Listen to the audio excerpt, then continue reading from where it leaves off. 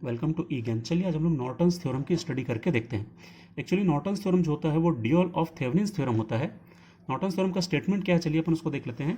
Any linear active two terminal network can be replaced by a single current source IN in parallel with a single resistance RN, where IN is constant current source and it is equal to current which would flow in a short circuit placed across the terminals, and Rn is the resistance of the network when viewed from these open circuited terminals after all independent sources have been replaced by their internal resistances। इसका क्या मतलब है, अपन इसको यदि simple भाषा में समझने की कोशिश करें तो कोई भी linear active two terminal network हो, जैसे इस प्रकार से हमने एक नेटवर्क लिया है, ये तो बहुत सिंपल नेटवर्क है।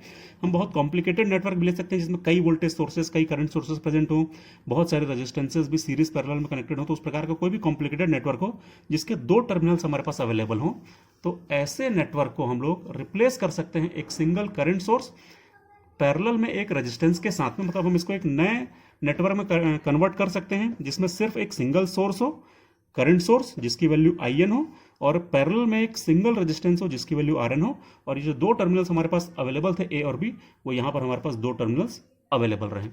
तो हम इस प्रकार के सिंपल नेटवर्क से अपने किसी भी कॉम्प्लिकेटेड नेटवर्क को रिप्लेस कर सकते हैं, जहां पर ये जो IN का कांस्टेंट करंट सोर्स है वो क्या होता है। तो ये जो IN होता है वो हम कैसे निकालते हैं, तो इन दोनों टर्मिनल्स को अपन शॉर्ट सर्किट करते हैं।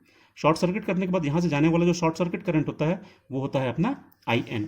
देखिए यहाँ पे लिखा है, it is a constant current source is equal to the current which would flow in the short circuit placed across the terminals. मतलब इन टर्मिनल्स के अक्रॉस यदि हम शॉर्ट सर्किट करें तो यहाँ से जाने वाला जो करंट होगा शॉर्ट सर्किट करंट, वही IN होता है, वही हमारा करंट सोर्स की वैल्यू होती है। और जो RN होता है वो रेजिस्टेंस होता है। कौन सा resistance, viewed from the open circuited terminals. मतलब इसी ओपन सर्किटेड टर्मिनल से जब हम अंदर की तरफ देखते हैं, यहाँ से जब हम अंदर की तरफ देखते हैं AB से, तो हमको कितना इक्विवेलेंट रेजिस्टेंस दिखाई देता है। पर उसके साथ में हमको क्या करना रहता है कि सारे इंडिपेंडेंट सोर्सेज को उनके इंटरनल रेजिस्टेंस से रिप्लेस करना रहता है। मतलब कि हम जितने भी यहाँ पर सोर्सेज होंगे, जैसे यहाँ पर तो सिर्फ एक वोल्टेज सोर्स है, इस वोल्टेज सोर्स को हम शॉर्ट सर्किट कर दें, उसके बाद यहाँ से अंदर की तरफ देखें तो जितना इक्विवेलेंट रेजिस्टेंस दिखाई देगा वो इक्विवेलेंट रेजिस्टेंस कहलाता है RN, और वो इस करंट सोर्स के पैरेलल में कनेक्टेड रहता है। और यहाँ पर हमारे ये दोनों टर्मिनल्स जिसके अक्रॉस हमको नॉर्टन्स इक्विवेलेंट सर्किट बनाना था वो हम यहाँ पर बना लेते हैं। तो इस प्रकार का होता है नॉर्टन्स थ्योरम। चलिए हम नॉर्टन्स थ्योरम को अप्लाई करने की या यूज करने की स्टेप्स एक बार देख लें। तो हम देखते हैं steps for using Norton's theorem. एक सिंपल सा एग्जांपल भी ले लेते हैं अपन। सपोज ये हमारा एक सिंपल सा नेटवर्क है, बहुत सिंपल नेटवर्क है, जिसमें एक वोल्टेज सोर्स V है, एक रेजिस्टेंस R1, एक रेजिस्टेंस R2 है, और यहाँ पर एक लोड रेजिस्टेंस RL कनेक्टेड है। तो देखिए सबसे पहला स्टेप हमारा क्या है, लोड रेजिस्टेंस मतलब क्या होता है पहले ये देख लें। लोड रेजिस्टेंस हमारे सर्किट का वो रेजिस्टेंस होता है जहां से जाने वाला हमको या तो करंट पूछा गया हो, या इसके क्रॉस वोल्टेज पूछा गया हो, या यहाँ की पावर हमसे पूछी गई हो। तो हमसे यहाँ पर जो भी चीज़ पूछी गई हो उसका हम लोग कैलकुलेशन करने के लिए हमको ये करंट की वैल्यू निकालनी ही पड़ती है। तो जहां भी जिस भी रेजिस्टेंस से हमको करंट निकालना हो अपन उसको बोलते हैं लोड रेजिस्टेंस, और इसको अपन नाम दे देते हैं A और B। तो मतलब कि हमारा जो लोड रेजिस्टेंस है जहां से हमको जाने वाला करंट फाइंड करना है वो टर्मिनल्स A B के क्रॉस कनेक्टेड है। तो देखिए हमारा पहला स्टेप क्या है for using Norton's theorem, remove load resistance if any. मतलब यदि कोई लोड रेजिस्टेंस अवेलेबल है तो इसको रिमूव कर दीजिए। रिमूव करने से क्या होगा, यहाँ पर एक ओपन क्रिएट हो जाएगा। तो देखिए हम लोगों ने यहाँ पर लोड रेजिस्टेंस को रिमूव कर दिया। सेम हमने डायग्राम बनाया है V R1 R2, लेकिन लोड रेजिस्टेंस को यहाँ से रिमूव कर दिया। ये हमारे टर्मिनल्स A B हैं। उसके बाद क्या करना है देखिए, and put A short circuit across the terminals. तो इन टर्मिनल्स को अपन शॉर्ट सर्किट कर देते हैं इस प्रकार से। तो ये है हमारा स्टेप 1, लोड रेजिस्टेंस को रिमूव करें और शॉर्ट सर्किट उसके क्रॉस पे पुट कर दें। स्टेप 2 क्या है, compute short circuit current using conventional network analysis. मतलब कि यहां से जाने वाला करंट, शॉर्ट सर्किट करंट जिसको अपन नॉर्टन्स करंट भी बोलते हैं, ये हमको फाइंड करना पड़ेगा किसी भी मेथड से, कोई भी कन्वेंशनल मेथड जो आपको आता हो। आप यहाँ पर KVL अप्लाई कर सकते हैं, या चाहे तो नोडल एनालिसिस से कैलकुलेट कर सकते हैं, या जिस भी मेथड से करना चाहिए। तो हम एक बहुत सिंपल मेथड से करते हैं। देखिए जैसे ही हम यहाँ पर शॉर्ट सर्किट करेंगे तो ये रेजिस्टेंस भी शॉर्ट सर्किट हो जाएगा, क्योंकि किसी भी रेजिस्टेंस के पैरेलल में जो शॉर्ट सर्किट होता है तो रेजिस्टेंस भी शॉर्ट सर्किट हो जाता है। तो हमारा डायग्राम कैसा बन जाएगा,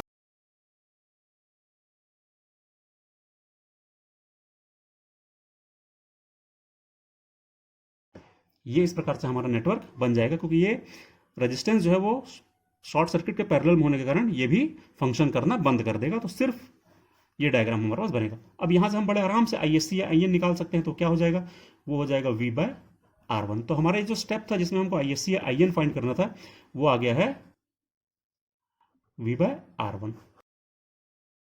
उसके बाद हमारा थर्ड स्टेप क्या होता है, देखिए, तो थर्ड स्टेप होता है रिमूव लोड रेजिस्टेंस। फिर से अपने ओरिजिनल नेटवर्क से, मतलब हमारे इस नेटवर्क से हम लोड रेजिस्टेंस को फिर से रिमूव करेंगे। Find internal resistance Rn of the network looked into from given open terminals. इसका मतलब है कि हमको फिर से इस लोड रेजिस्टेंस को रिमूव करना है, और जब ओपन सर्किट क्रिएट होगा वहां से अंदर की तरफ देखने पर हमको जितना रेजिस्टेंस दिखाई दे। तो ये हमने फिर से एक नया डायग्राम बनाया है, और उसके साथ में क्या दिया है, for this first deactive all independent sources replacing them by their internal resistances. मतलब कि जब भी हमको लोड रेजिस्टेंस को रिमूव करके इंटरनल रेजिस्टेंस फाइंड करना है, तो वो कैसे फाइंड करेंगे, सबसे पहले अपन लोग सारे सोर्सेस को, जो इंडिपेंडेंट सोर्सेस होंगे, उनको उनके इंटरनल रेजिस्टेंस से रिप्लेस करना पड़ेगा। मतलब यदि हमारे पास आइडियल वोल्टेज सोर्स होंगे तो हम उसको शॉर्ट सर्किट करेंगे, आइडियल करंट सोर्स होंगे तो हम उसको ओपन सर्किट करेंगे। यदि आइडियल सोर्सेस नहीं है तो उन सोर्सेस को उन सोर्सेस के इंटरनल रेजिस्टेंसेस से रिप्लेस कर देंगे। हमारे क्वेश्चन में देखिए एक वोल्टेज सोर्स है और वो भी आइडियल वोल्टेज सोर्स है, तो आइडियल वोल्टेज सोर्स को हम शॉर्ट सर्किट करेंगे। तो देखिए हम लोगों ने क्या किया है, यहां पर जो आइडियल वोल्टेज सोर्स था उसको यहां पर अपन ने शॉर्ट सर्किट कर दिया है, बाकी का जो रेजिस्टेंस है उसको एज इट इज कनेक्ट कर दिया है, बाकी का नेटवर्क सेम है, सिर्फ सोर्स को शॉर्ट सर्किट कर दिया है। लोड रेजिस्टेंस को हमने पहले ही रिमूव कर लिया था। यहां से अब अंदर की तरफ देखने पे जितना हमको रेजिस्टेंस दिखाई देगा वो कहलाएगा Rn। तो हम इसको कैसे कैलकुलेट कर सकते हैं, देखिए बहुत सिंपल है, ये दोनों तो पैरेलल में है, क्योंकि R1 के ये दो टर्मिनल और R2 के ये दो टर्मिनल, देखिए ये टर्मिनल आपस में कॉमन है और ये टर्मिनल भी आपस में कॉमन है। तो जब दोनों टर्मिनल दोनों रेजिस्टेंस के कॉमन रहते हैं तो ये पैरेलल में होते हैं। तो Rn क्या हो जाएगा, वो हो जाएगा R1 पैरेलल विथ R2, मतलब ये हो जाएगा R1 R2 upon R1 plus R2। तो इस प्रकार से हम लोग ये स्टेप भी जो है वो कंप्लीट कर लेंगे। इस स्टेप में मेन क्या था, इंटरनल रेजिस्टेंस Rn हमको फाइंड करना था, उसके लिए हमको सारे इंडिपेंडेंट सोर्सेस को डीएक्टिवेट करना था इस तरीके से। तो इस प्रकार से हम लोग Rn की वैल्यू फाइंड करेंगे हमारे स्टेप नंबर 3 में। स्टेप 4 क्या होता है, draw Norton's equivalent circuit by connecting ये है current source, by connecting a current source ISC in parallel with a resistance Rn between that two terminals। तो हम लोगों ने ये फिर से एक नया डायग्राम बना लिया है जहां पर हमने एक करंट सोर्स को एक रेजिस्टेंस Rn के साथ पैरेलल में कनेक्ट कर लिया है between the two terminals A and B। और उसके बाद लास्ट स्टेप हमारा क्या है, reconnect the load resistance RL across the load terminals. हमने क्या किया है, इन्हीं टर्मिनल्स के बीच में वापस से RL को कनेक्ट कर लिया है। तो ये हमारा हो जाता है नॉर्टन्स इक्विवेलेंट सर्किट, इस प्रकार से बन जाता है। ये हमारी लास्ट स्टेप है। And compute current through RL using IL is equal to ISC Rn upon Rn plus RL। इस फॉर्मूले से हम लोग IL कैलकुलेट कर सकते हैं। मतलब यदि हमको यहां से जाने वाला करंट फाइंड करना था तो हम इस डायग्राम से कैसे कर सकते हैं, नॉर्टन्स इक्विवेलेंट सर्किट से ये हो जाता है IL, और इस IL की वैल्यू हम फाइंड कर सकते हैं यहां से। यदि हम करंट डिवीजन रूल लगा दें, करंट डिवीजन रूल क्या होता है, total current multiplied by opposite resistance. यदि हमको यहां करंट फाइंड करना है तो इसका opposite resistance divided by sum of the resistances.